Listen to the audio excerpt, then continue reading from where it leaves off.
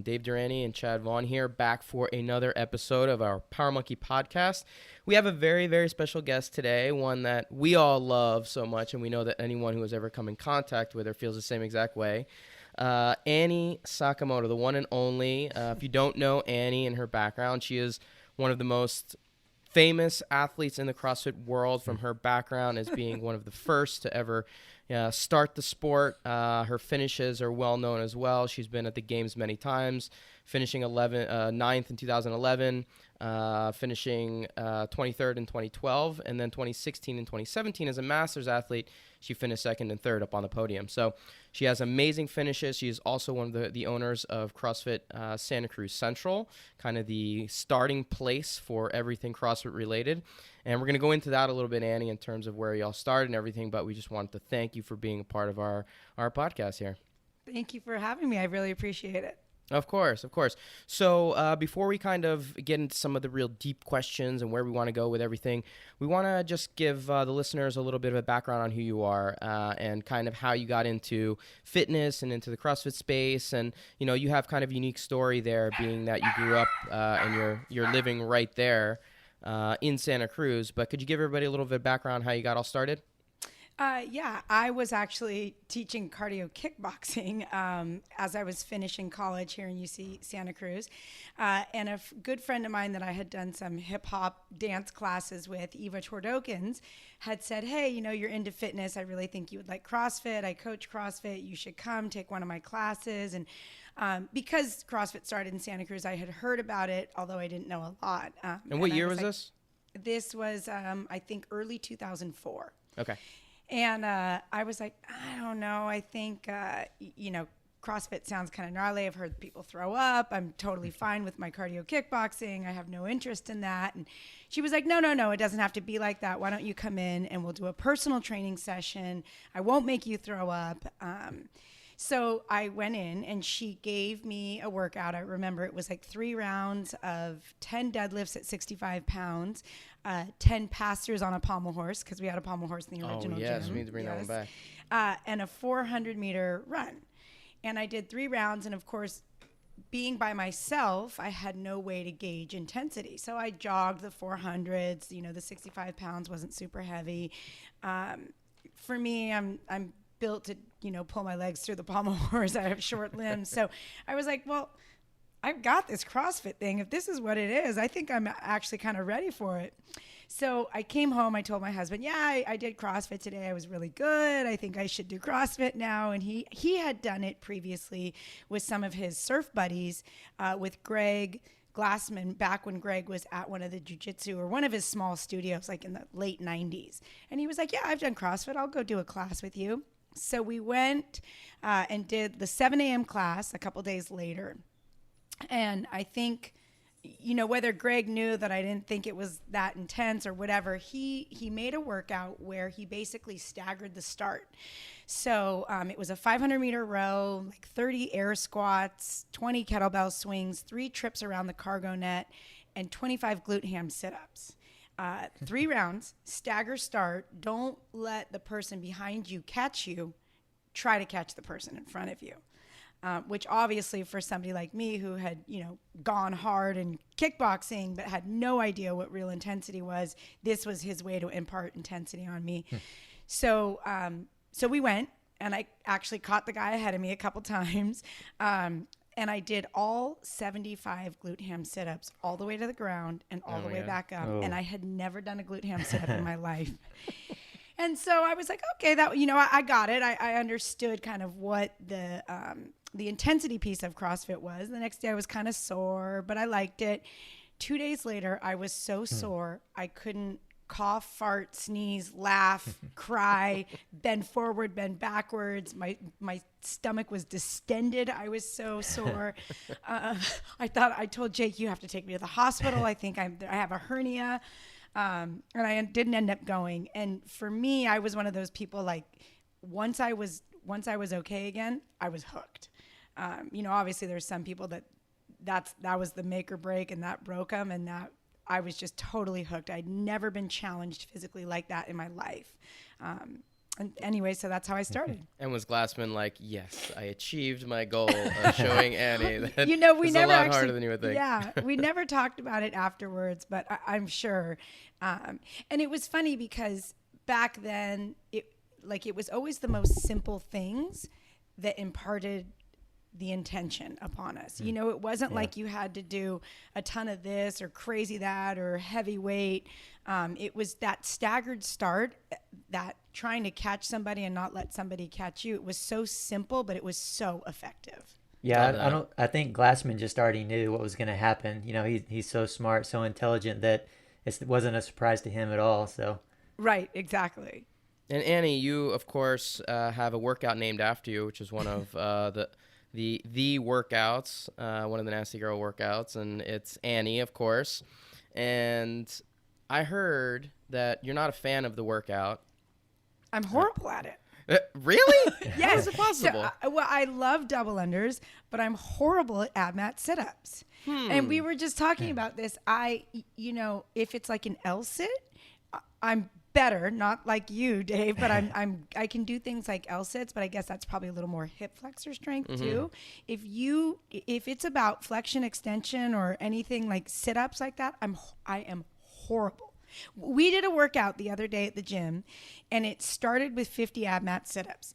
And my mom and I were in the same class, and at the time she was 69, now she's 70. Wow. And absolutely trying my hardest, she came off the ab mat 10 sit-ups before me. And she did a full 50. I swear. Was that like a little birthday gift for your mom? No, I am like piss poor at ab mat sit-ups. I claw at my pants. I grab my legs to It was pull all myself downhill up. after those GHDs, that first workout. And you know what? Telling that story and then having you bring up Annie, because everybody says, why is that your workout? Why is that your workout? And I wonder if it has to do with the sit-ups. Who selects probably those workouts? so. Back then it was Lauren. As far as I know, it was Lauren that designed that workout. And do you know that if the designing of the workouts really had to do something with the person they were named after in any way? Do you think that it had to do something with you? Well, like, the workout Lynn with the bench press and the pull-ups. So a workout came up on the original message board, and it was exactly what it is. Body weight bench press for max reps, pull-ups for max reps. And Lynn Pitts, who actually ran the IT side, I think, of CrossFit for a really long time. She was one of the original female CrossFitters. She did it, and she had like a bench press record, and she was more than decent at pull-ups, and she had some astronomical score that she posted on the message board. And so that workout became Lynn. And then Kelly, which is 5 rounds of 400-meter run, 30 wall ball, 30 box jumps. So Kelly Moore was another female that she was never at the original gym, but I think she was like in Wisconsin or somewhere like that. And she would always post on the message board. And there was this workout that came up, and it had really heavy dumbbells and a couple other things. And she did the men's weight of the dumbbells and smoked almost every guy on the message board. And so everybody was singing her all this praise on the message board. And she said, well, that's just because it wasn't running, wall balls, and box jumps. And I think literally the next day, the workout was quote unquote Kelly, and it was exactly that. So you have Kelly Moore to thank for that workout. I like that. I think some of the original female workouts were named like that. That's pretty cool, and that's not surprising to hear it told in that way. For the listeners out there that aren't, maybe, I think probably most people are familiar with Annie, but just in case, Annie, can you tell us what that exact workout is, the numbers and stuff like that? Yeah, it's 50, 40, 30, 20, 10 of both double unders and ab mat sit-ups. And I love the double unders, and I hate the sit-ups. Yeah, pretty simple and straightforward. And you did it last week, Dave? I did it last week, yeah. And what's your time? I was going to say, I don't want to know what his time is because I'm going to try to beat it and I'm going to lose. Yeah. The only thing is that we had a 400-meter farmer's carry with with two 53-pound kettlebells prior to doing any, so it was a little gassed before getting into it, but yeah. And it's funny. I have a lot of people that will tell me from all over the world, oh, I love your workout. It was the first workout I did RX'd. So for that, I love the workout because it is a lot of people's first named RX'd workout. Yeah. Well, I'm certainly with you there, Annie. I'm terrible at ab mat setup. It's one of the movements that really I don't have hardly any capacity on whatsoever. Yes. That and pull ups, just basically a lot of gymnastic stuff. I have no capacity on. I don't know why Weird. Dave hasn't taken the time to help me out Yeah. on that at this point in our relationship. Maybe someday I he'll. got to beat you at something. That's right. That's right. Yeah. Well, you did beat me at a workout with a whole lot of. And there were snatches in that. Yeah, Or no, or shoulder just overhead, ground to right? ground to Yeah, overhead. ground So to he, overhead. yeah, he did. As much as I hate to admit it, he did beat me at that. But being that you don't like that workout, and specifically because of the ab mat setups, what types of workouts do you like? What types of CrossFit workouts are your favorite?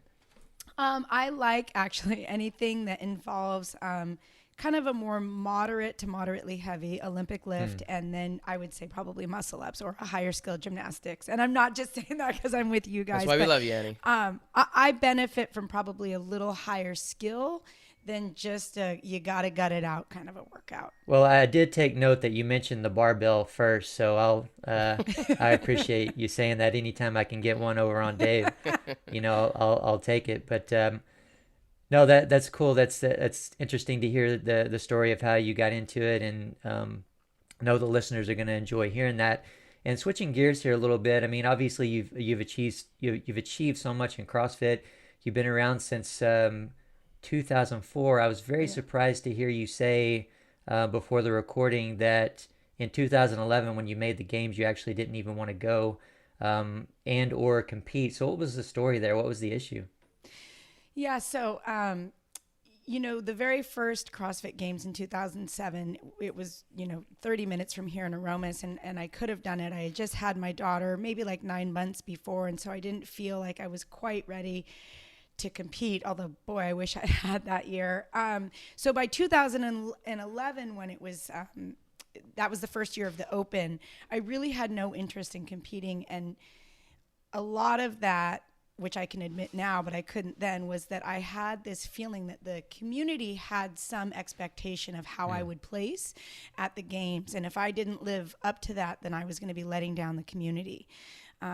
And so I very purposefully did not put myself out there for a lot of years. And then in 2011, they started the Open, and everybody in our gym wanted to do the Open. And being as how I was an owner and a coach there, I wanted to kind of show my solidarity. So I did the Open and ended up qualifying for regionals, the NorCal regionals. And I was like, well, I'm not going to do that. I'm not going to do that. And a guy who ended up becoming my coach for a while, Gary Herthler, said, I think you should do it. Like, it would just be fun. You might as well go out there. So I went to regionals with absolutely no intention of obviously qualifying for the CrossFit Games, just having fun. And at the end of the weekend, I found myself actually, China Cho and I had tied in points, but because I had won first place finish, I took the third place spot and the ticket to the games. And in the back of my mind, I was standing on that podium thinking, I'm not going to the games. I don't want to go compete at the CrossFit Games. And after we walked off and we had gotten our awards and the whole bit, China came up to me, and I hadn't said anything to her, but she came up to me, and I don't know if she somehow knew. She said, you better go to the games. You better take that spot, and you better show up at the games. And so really, I was left with no choice but to compete at the games. And that year was pretty amazing. It was, I had no idea what to expect. I hadn't been training for it. I only trained those couple of months leading up to it, which could have been a really good thing actually for me. We started in the ocean with an ocean swim. So that was like absolutely the best way we could have started for me. And I had a couple of moments of triumph. We had an L-sit competition, and I won that. And then we had a really heavy sled push in one of the workouts. And I remember, I went and I charged at the sled, and it didn't budge. And it was funny because Jake, my husband, has told me the story that he was sitting in the stands and he watched me hit the sled and it didn't move, and he just closed his eyes and just went, oh my God. And all of a sudden, with his eyes closed, he heard the crowd erupt, and I somehow got that sled moving. and actually finished okay in that event. Like I was one of the few people that could kind of move the sled. And that was just such an amazing moment and a feel, because a lot of times when I'm competing, I can't hear the crowd. I can't hear the music. I'm just so lost in what I'm doing. Yeah. And that was definitely one of those moments where I could feel the energy of the crowd. I could hear the crowd, and it helped me push the sled. But in that same weekend, we had another workout called the Killer Cage, and it was a 155 pound front squat. And at that point, 155 pounds was my 1 rep max clean. And even if I could have squatted a little more, it was getting the bar to my shoulders that I was really worried about. And we had, I think, 3 or 4 rounds of it. And I was able to do it, but the monkey bars they just killed me. Yeah. It was a long reach for me. I couldn't do it. Anyways, all the girls in my heat were done, and I was the last person on the floor still working, and I still had a good chunk of work to do. And I remember looking out at the crowd, looking at the clock, and thinking, I want nothing more than for the lights to just go out and everybody to leave. Like and everybody was cheering me on, and all the girls were behind me, and I could feel them cheering me on. And I had this moment where I was like, I don't want to be here anymore. I just want to stop. I want to give up. And I didn't give up, and I just got as much done as I could till the time cap. And so actually for the 2011 games, that's probably my fondest memory, just because I wanted nothing more than to give up, and I didn't. Yeah, that's awesome. And I love that you can push that heavy sled, but you can't do ab mat setups. Makes so much sense. Right. That's how functional my fitness is. So right now, Annie, now that maybe change gears a little bit in terms of what you're focusing on, do you have any fitness goals that you're kind of working towards? You have anything from a competitive side that is kind of getting you up and going to the gym every day, or are you kind of just doing it for quality of life right now? Right now it is quality of life. Both my kids are at an age where they've got a lot of activities going on. And I was really lucky for a lot of years while they were young. We had some help, some girls that would help nanny for us. And Jake has always been super supportive of me competing. And so when my kids were younger, it was actually a lot easier to compete and to spend 2 to 4 hours in the gym training, which really at this point, even for a master, that's the amount of time you have to be putting in if you want to be truly competitive. And I just don't have that kind of time right now. So for me right now, it's actually just to enjoy myself, to stay fit, to stay healthy. I did get invited back to the Rogue Invitational Legends division. And that was probably one of my favorite things I've ever done. So I'm really excited to go back to that in May, and I'll probably ramp up my training leading up to that, which I love having something to train for. Yeah. I mean, I love training. I love actually being in the gym for 2 to 3 hours. I love doing all the pieces of training. It's just that right now it's not in the cards for me. And that's okay. Mm-hmm. Yeah, that sounds fantastic. I think everybody's going to be excited to see you compete at Rogue again this year. Yeah. And what weekend did you say that was going to be? I think it's the 14th, 15th of May, if I'm not mistaken. Yeah, we've got to keep that on the calendar and make sure we're all watching Annie back out there.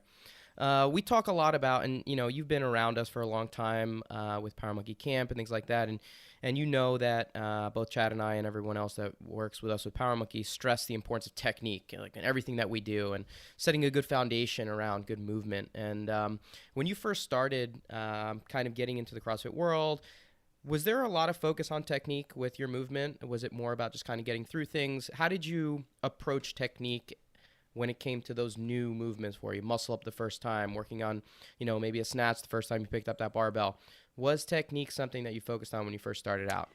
Definitely not. And it's not to diminish anything that the original coaches, Greg, Lauren, anybody else that was coaching us back then. I think that a lot of the stuff, they were grabbing from Olympic lifting, gymnastics, any sort of monostructural stuff. And there was just so many things, and honestly, not enough experts in any of those things, that everybody was doing the best they could. But, when I first learned how to do pull-ups, nobody taught us how to do a kipping pull-up. So if you look at old videos of me doing pull-ups, it's like that old frog kip where I was just using my legs and my hips. I had no idea how to use my shoulders to kip. And Chad, I don't know if I ever told you the story. The first time I snatched with a barbell, we used to do a lot of dumbbell snatches at the original gym. And Lauren, this one day, it was just me and one other guy. And she said, all right, okay, we're going to snatch with the barbell today. And I looked at her and I said, we're going to snatch with both hands at the same time. And she was like, yeah. And I was like, Lauren, I'm pretty sure you can't do that. And she was, I mean, that's how like oblivious I was to what we were doing. And she was like, just trust me, I think we can do this. But it wasn't until a little bit later on, as more experts started to come into CrossFit, that I learned a lot more, both as a coach and as an athlete. And for me, you know, like for the Olympic lifting specifically, I'm so little and so light that technique is huge for me. If I don't have good technique, I don't have the lift. Even at moderate to light weights, you know, I really have to focus on technique. So, and for me as an athlete, when I think about the long run, technique is what it's all about, right? Not just because of the safety side of it, but because of the potential side of it. You know, the better your technique is, the higher your potential is for other movements. Absolutely. Did you find yourself having to take any steps back with certain movements, or was any kind of hiccups that you were like, man, like this is so frustrating. I feel like I had this movement and now I'm trying to relearn it. And now you're kind of having to work through all these steps. And I'm sure both of you can attest to that, because both of you coached me for a while there. And there was a lot of things I had to relearn and peel weight back off of. But again, for me, that's why I love CrossFit, is because you're never there. You're never the best. You're never, you've never just nailed it and now you can move on. There's just constantly ways that you can improve, even if that means peeling weight off the bar, you know, going back to the movement before that movement. And that's what I like the most about CrossFit, is there's constant areas to learn and grow and get better. Yep, for sure. As a competitor and a coach, and so I want you to think as a competitor coming up through those years, and really probably the majority of your focus was on being a competitor as opposed to coaching, I'm assuming. But you were doing both, of course. But just looking at your other competitors and then now more as a coach, why do you think that some athletes, whether they're high level or whether they're just, your general CrossFit member, some athletes and some coaches overlook or push aside the importance of technique in making changes? My only guesses can be that they're a little bit short-sighted, just in actually the potential of longevity in CrossFit. We have a lot of people in our gym that are not just 40 plus or 50 plus, but 60 and 70 plus. And as much as I love competing in CrossFit, that's where I want to see myself. I want to see myself at 70 still squatting, whatever that may look like, whatever variation that may look like, rope climbing, whatever, I still want to be doing those things. And so I think there's a lot of people that, especially with how quickly CrossFit got big, it's really easy to think about the immediate gratification within CrossFit. Like, I want to go to the games and I want to go there in 2 years and I want to win it, instead of kind of like, where could I be in 2 years, 5 years, 10 years, 20 years? Yeah, well, you know how much I love the squat, Annie, so I appreciate you bringing that up first. Again, you said it before you mentioned a gymnastics movement, so paid her off good on before you. the podcast. Yes. Chad 2, Right. David 0. That's right. See how it That's ends up at the end of this, all right? I'm a little worried. So, Annie, are you ever coaching at the gym right now? Yep, I coach 7 days a week. 7 days now. a week. So, Yep. Nice. do you give any recommendations, or how much emphasis do you put on technique when you're working with people on a regular basis in your classes? Do you have a way to impart technique as opposed to just jumping into workouts?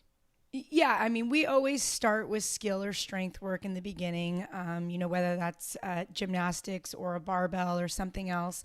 And then we'll go into the Metcon. And I always impart that technique is paramount to weight, reps, or volume, or even skill. And, Jason said it, Jason Leiden, who's my coach, and you guys work with him. I really like the way he put it once, which is, if you always work to the highest standard of a movement, if a standard is ever imposed on a movement, you'll never have any trouble meeting that standard. Right. And that's kind of what I try to impart on a lot of people in our gym is, let's say a handstand push-up. Yeah, you can throw your hands wide, throw your legs out, arch your back, down and up, barely moving your elbow. But then all of a sudden the open comes around and you're wondering why you can't get one rep with the movement that, or with the standard that they've imposed on the handstand push-ups. So I'd rather see people get no reps or a half rep, especially in practice. If we think of the open as kind of more competing, because for a lot of people that's about as far as they'll get, but it is a sort of competition. Then we want to put all the work in our training so that when we compete, we're the best we can be. Yeah, I love that. And, we always talk about that same idea of not being exposed, right? Not being exposed in the way that you're training because you're training towards a specific skill as opposed towards proper technique to allow that technique to be applied to anything that may be thrown at you. So I love that idea of trying to minimize being exposed as an athlete. So I love that. Yeah. I want to switch gears again really quickly. And, like I mentioned, you've been to camp a bunch of time with us and we've known you for a number of years and we love your family. You've brought your kids out to camp many times and we're all very close. And I think sometimes we have a tendency to forget that your husband, Jake, is a badass in his own right.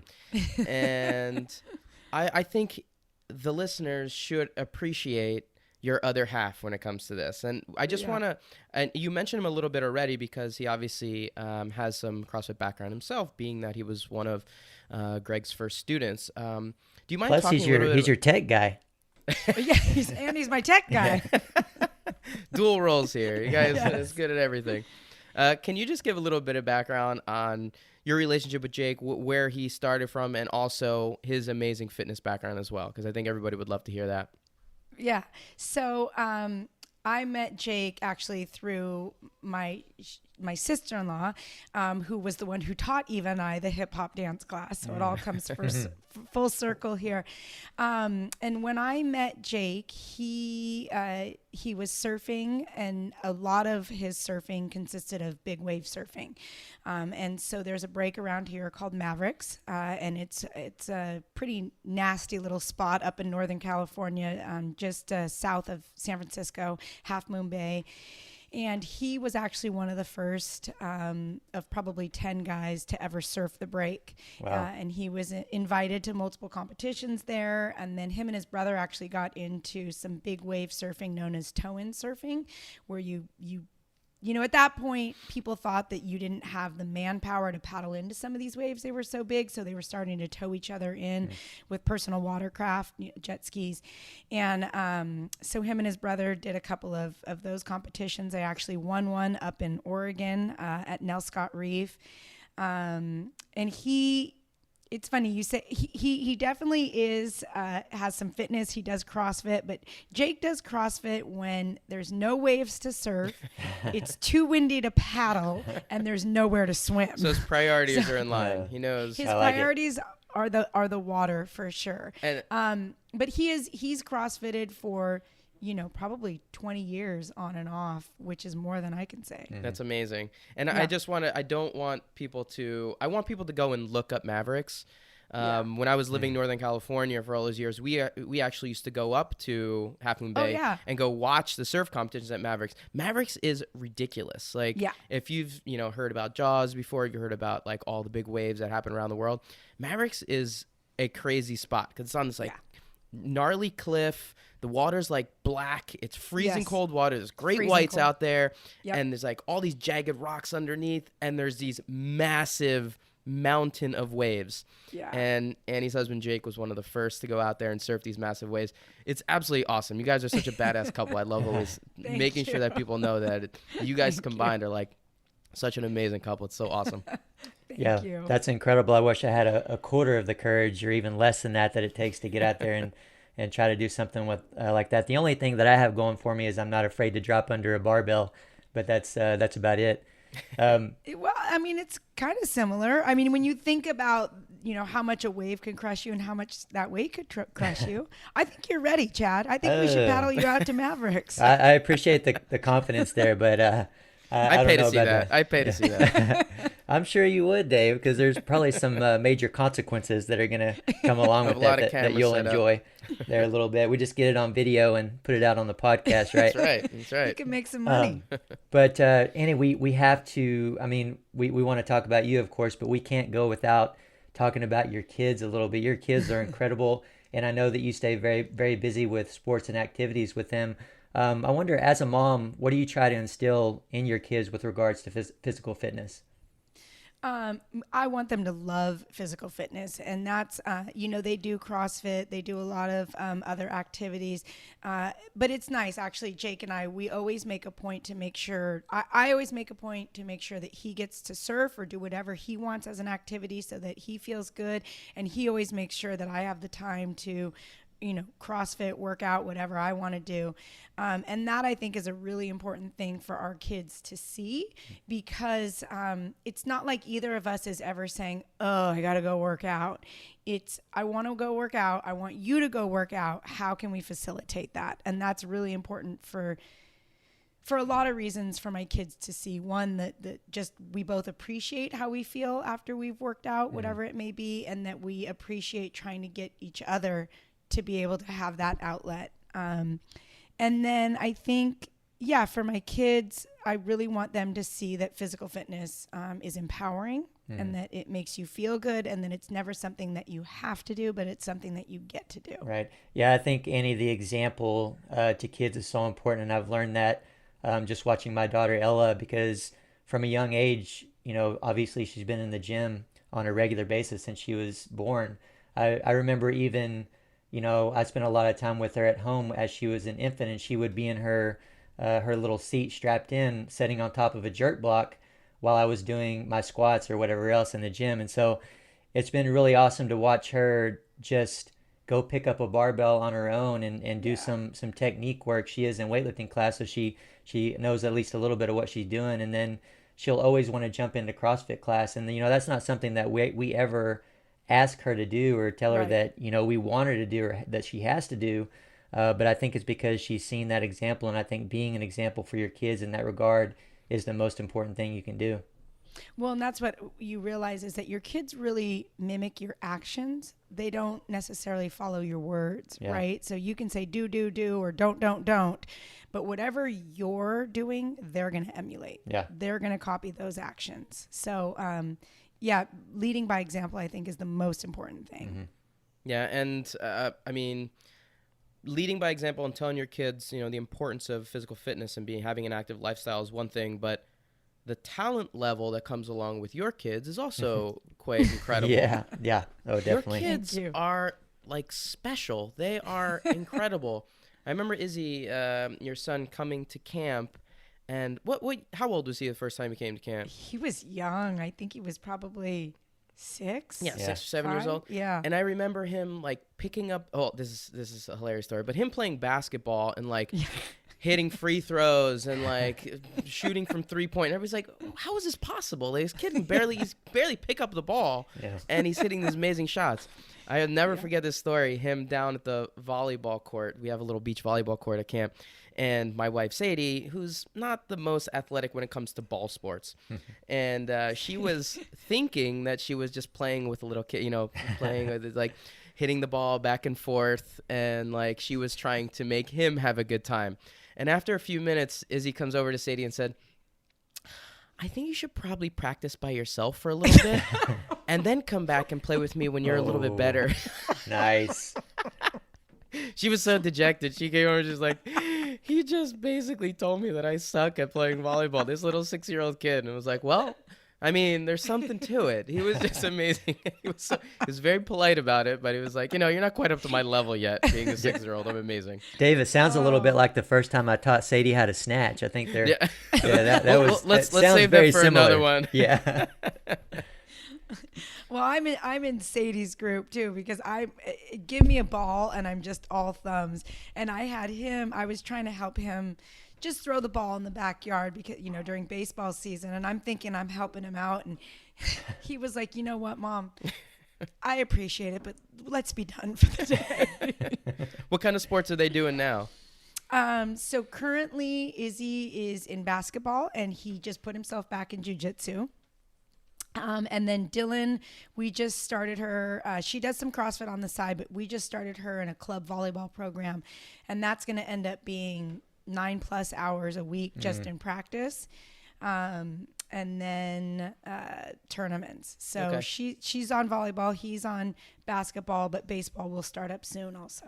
Now, being a mom now, I mean, you've been a mom for a number of years now, but have you noticed any changes in personality or the way that you approach things now being a mom? Yeah. It's funny. And part of it was I read that book, Grit, by Angela Duckworth. I think that's her name.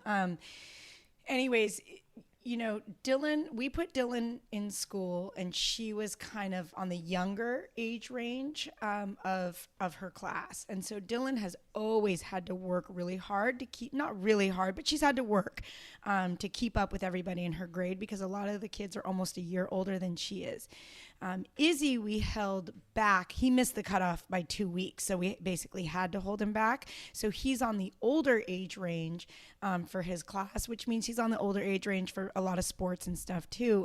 And he's just one of those kids where everything has always come very easily for him, very naturally.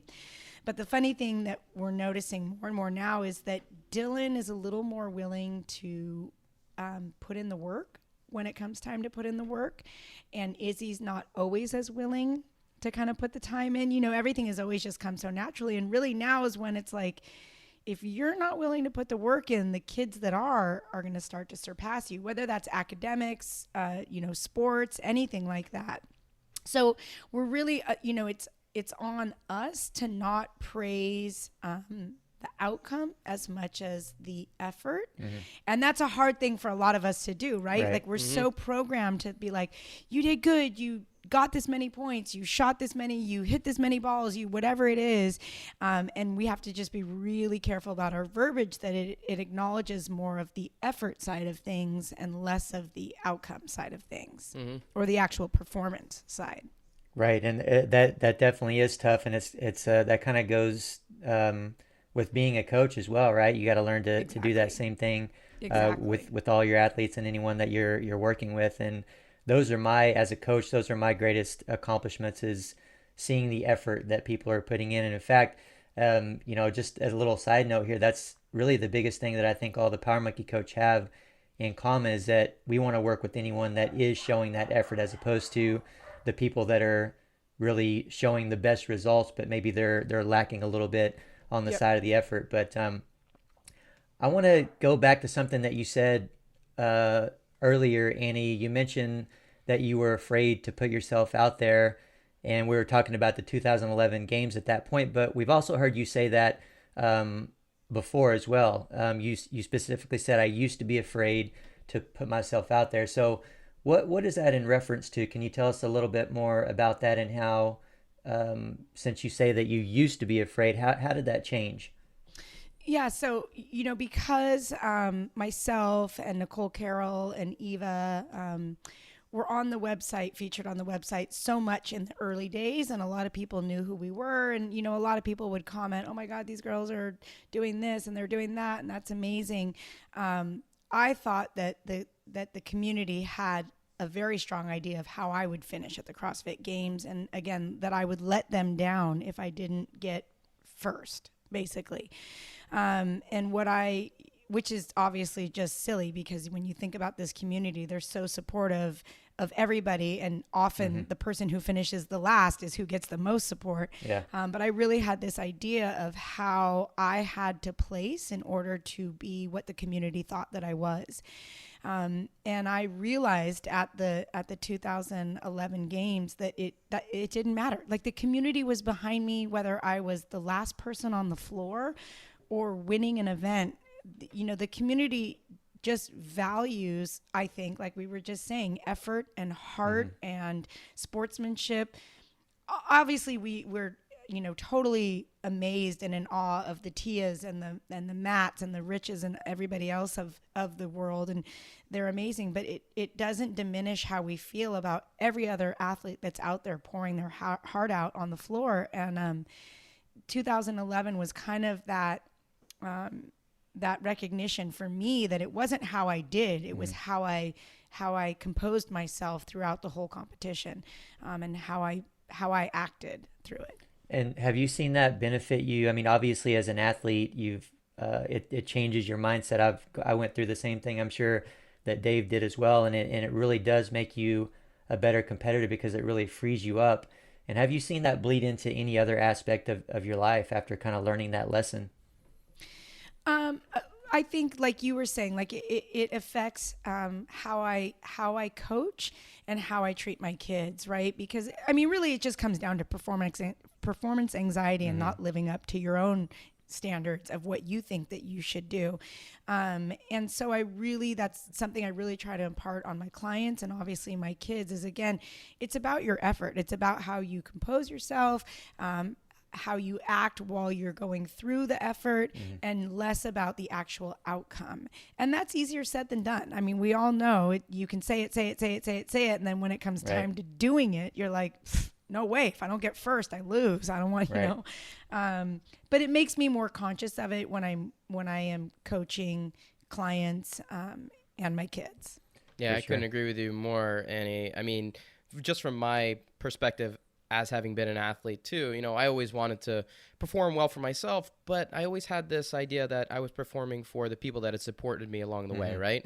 That I'm performing for my parents, and I'm performing for my siblings, and performing for all the people that had made sacrifices for me. And if I didn't perform at the level that we all thought that I should, that I was letting everybody down. Right. Yeah. So there was always that idea of, I got to do this not only for myself, but for them too.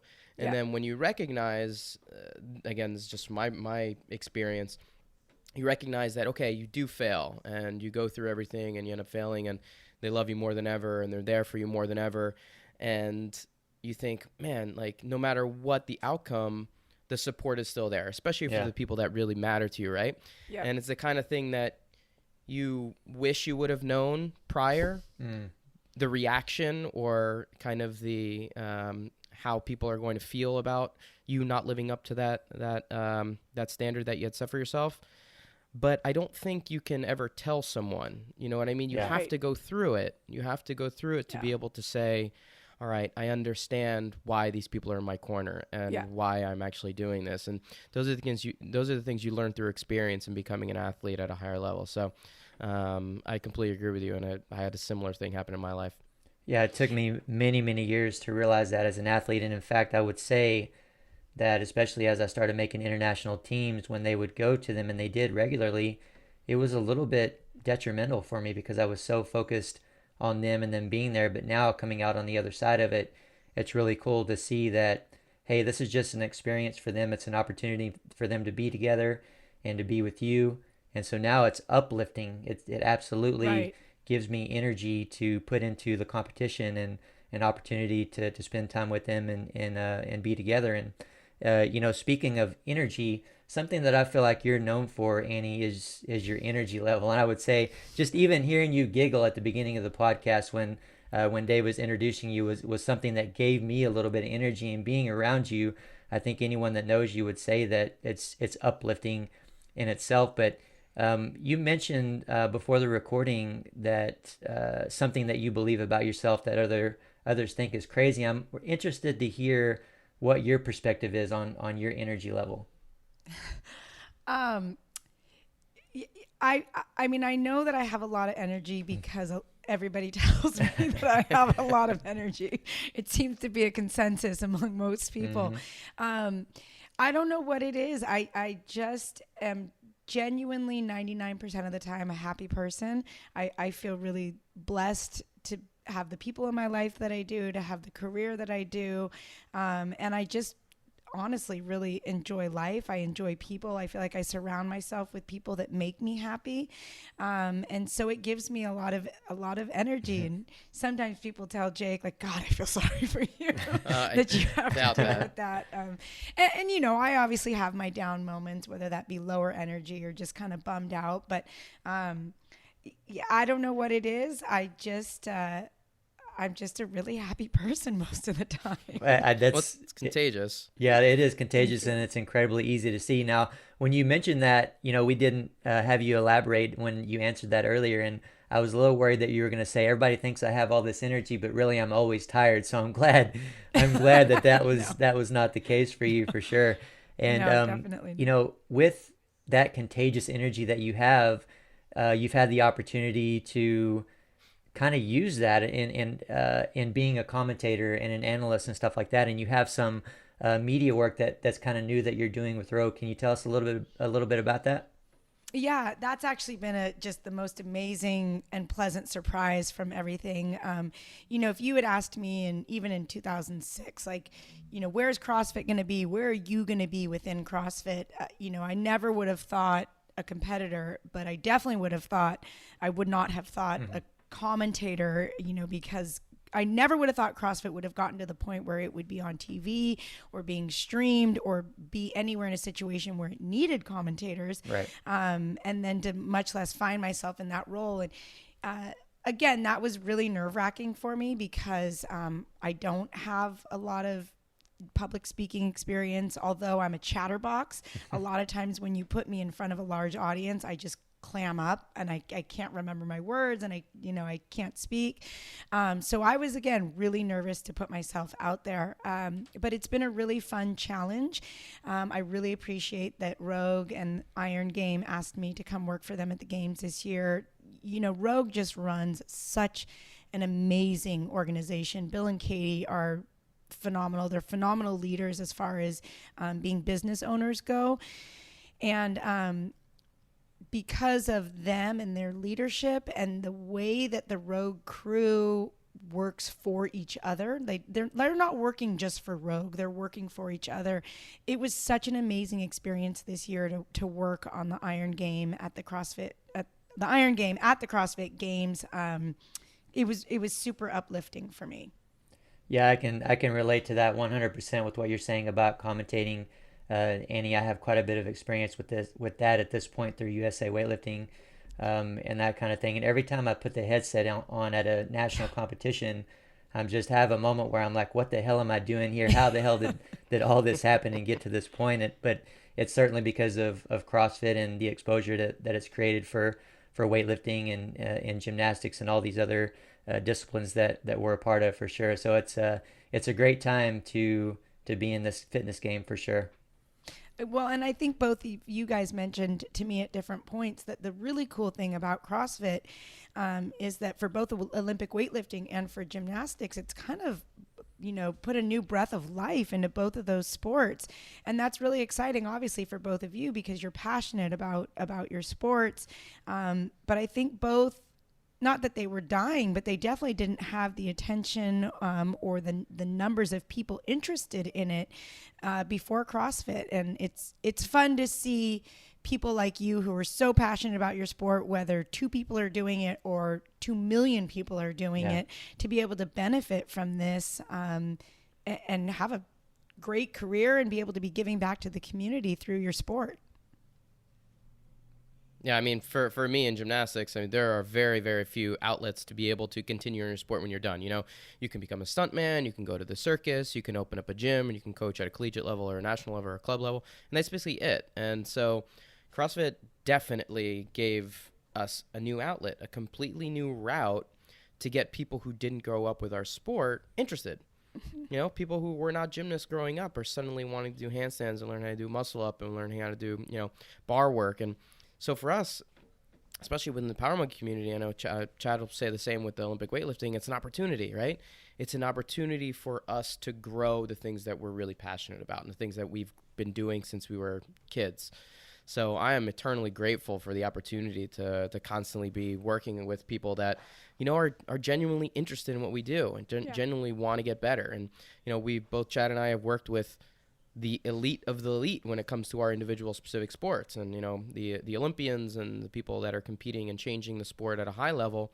But I find just as much joy, if not more joy, in working with the people that are just learning how to do a hollow hold for the first time, or learning how to get inverted for the first time, because there's some real passion and joy that comes out of this when you find something so new and interesting later in life. It's not a competitive sport where they're trying to achieve something at the highest level. They're doing because they really love going every day. And sometimes there's a little bit of a change that happens when you start competing, and it changes kind of the reason why you're there.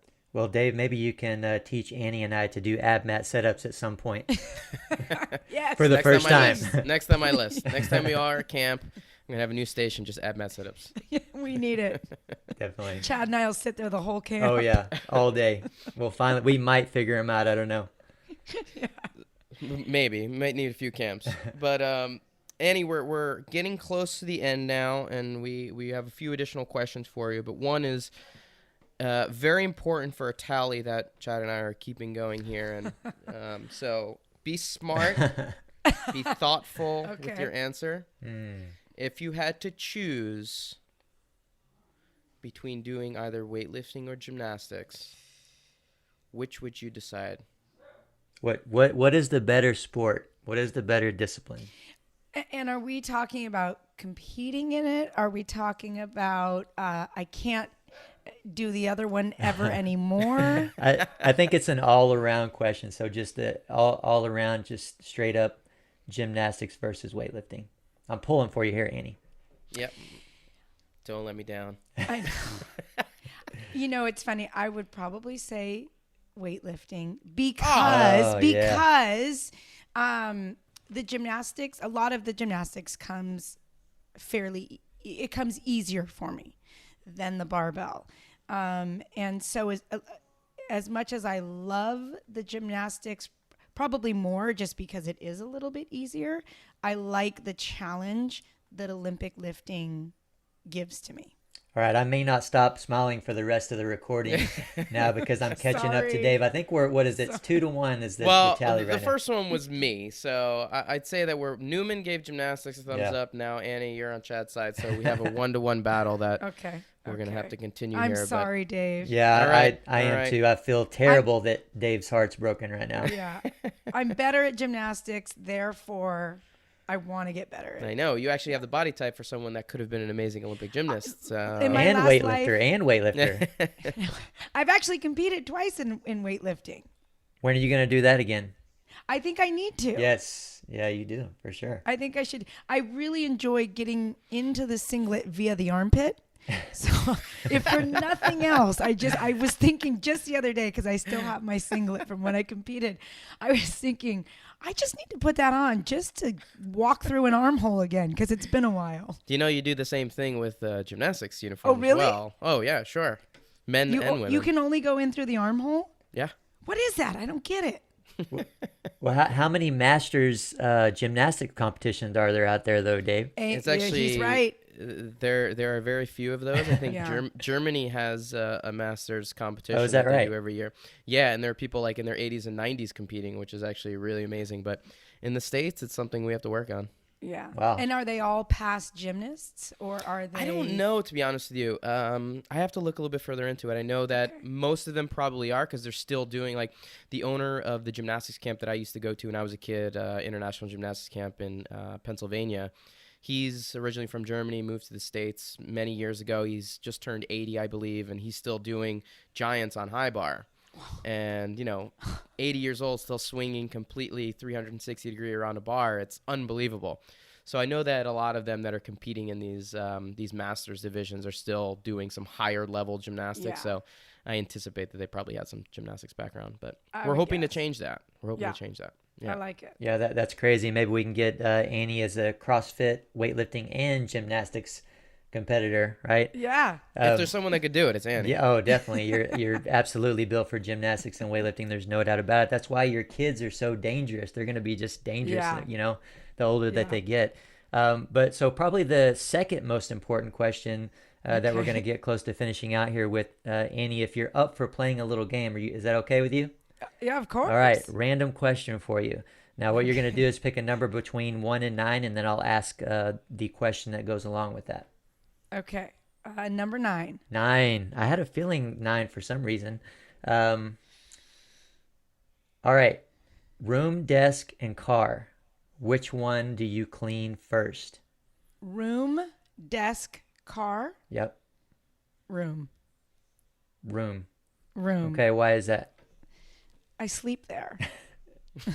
I wanted to, like, I it's hard to go to sleep in chaos, so I want to make sure my room is clean. I don't have a desk, so that's an easy one. This is Jake's desk that you're at right now, I guess, right? This is the kitchen table, Nice. which is Jake's desk, as a matter of fact. And then car, I like car, but with 2 kids and basically going back and forth between a lot of practices where I shuttle a lot of other kids, I kind of have no choice on messy there. So it would probably be room. What about you guys? Well, I sleep. I was going to say I sleep in my car as well as my room. Sometimes I fall asleep at my desk too, so I should probably get better at cleaning all 3 of those. Well, I think you should probably clarify, Chad, that you actually have a van with a bed in it where you sleep. Well, but it's you don't sleep like in the back seat, do you? Well, I have, but yes, usually it's in the back of my van. But the van is purposely creepy because I'm an antisocial individual and I want to keep people away as much as possible. That makes sense. I would say in my case, definitely room. My car is a disaster with my little 3-year-old who just decides to throw every piece of food that we give her, every toy that she's ever owned in the back seat. So it's a no hope. No, not at all. It's impossible. I like it. So Annie, we want to know what else is going on with you. What else is going on in your life right now where people can find you, any events? So you mentioned the Rogue Invitational coming up in May, but is there anything else that you're helping out with over the next few months that, where people can find you or what you have that you're excited about? I mean, everything for the most part for me right now is at our gym at Santa Cruz Central or at home with my kids. I think I was mentioning to you guys, we've run this Santa Cruz Affiliate Cup. We just had our 11th anniversary of it. So in 2009, I actually competed at the games in 2009, but on a team. And that was back when you could just sign up and show up in Aromas. And when I came home from that, or just came back to the gym from that, it was such an exciting and fun experience. I wanted to let the rest of the community experience it as well. So that year, our gym hosted the first annual Santa Cruz Affiliate Cup. And that's where just only affiliates in the Santa Cruz area could compete. They could bring teams, and the teams were either in the open, RX, 40 plus, or 50 plus division. So we hosted it the first 2 years, and then we decided it would be really fun if each affiliate in town took it for a year. And so a couple of the other affiliates have taken it throughout the years, and then we would take it back and we would give it to somebody else. And the last couple of years, we've been the only ones that are willing and wanting to host it. We actually got up to about 16 affiliates here in Santa Cruz, and yeah, it's not a huge city. We're down to probably about 12 affiliates now that actually compete in the event. But the last 2 years, we've been the affiliate that wants to host it. Obviously, a lot of it for me is I don't want to let my baby die here. But it's really fun. And it's a really special thing for our community. So, seeing as how CrossFit started in Santa Cruz, I feel like we're very fortunate because we are in the birthplace of CrossFit. But beyond that, we have, obviously there's a lot of places where affiliates are kind of fighting for clientele. Yeah. And I feel like, all of our established affiliates here in Santa Cruz, we all have our established clientele. And this is just a great opportunity for us to come together, as one, and to not feel like we're competing for clientele at least, and that we're competing in the sport of CrossFit. We have a lot of people that have only done CrossFit for a couple of months that do this competition because we try to make it accessible for everybody. And it's really fun, and it's just really special and really near and dear to my heart. So even though we just finished it in, I think it was late September this year, it's always on my mind of, I got to start thinking about what we're going to do next year. Did you guys host it at the gym, or do you find a big venue for it? The last 2 years we've hosted it at our gym, and wow. I don't know. Yeah, when you were there, Dave, our gym, we're really lucky. We have a huge parking lot, kind of courtyard area. Our gym is in an L formation, so we actually have a good amount of space, and it's kind of set up to host it that way. We do it Monster Mash style, too, to try to kind of minimize how many people are there at once. And so that way, if you start at 8, you might be done at 9, and the people who want to come watch you don't have to be there the entire day. They can come at 8 and be done at 9 also. And then there's always a final. So if you make it to the finals, then you have to be there again at 2 or 2:30. But it's also it would be fun to have a bigger venue. We did it one year at one of the local middle schools, and so we erected a rig in the middle of the track, and we used the track, and that was really fun. But there's something kind of special also about still hosting it at a box, and so that's what we've been doing, and it's I love it. It's so much fun. And so the next one will be at the end of September next year in 2020? You yeah. guys have a date set? Yeah. We don't yet. We used to do it in October, but this year, because they switched the Open to be in October, we bumped it up a couple weeks, which was great. That was fine. It was only a couple weeks earlier. But yeah, we usually do it right around September, October. Fantastic. And website and any other handles or anything like that where people can find you? Yeah, so our website is www.CrossFit Santa Cruz Central, all one word.com. And my Instagram handle is at Annie Kimiko, Kimiko. And that's, yeah. Yeah, I was going to say, Annie, just make sure you don't ever schedule that affiliate cup at the same time as Power Monkey Camp, because we don't want to miss out on the opportunity for you to come there once again if you can. But Annie, thank you so much. What's that, Dave? Please don't. Yeah, please don't. We want you at camp. I love camp. I wouldn't miss it. But I would never do that. No, absolutely not. But thank you so much for joining us today, Annie. It's definitely been a pleasure. Hopefully we can chat with you again on this platform at some point. I'm sure there's plenty more that we can talk about. And just for the listeners out there, guys, be sure to head over to powermonkeyfitness.com. You can learn more about our services and upcoming events. Check out our Instagram pages for regular teaching and technical content at Power Monkey Fitness. Dave Durante, that's at DaveDurante, and Ollie Chad, that's at OLYCHAD. Also, we'd love to hear from you guys. You can always leave us a rating and review wherever you're getting your podcast. You can also contact us with any questions or requests you have for the show by sending an email to podcast@powermonkeyfitness.com. On behalf of Power Monkey Fitness, we're your host. I'm Chad Vaughn with Dave Durante, and until next time, thank you all for listening.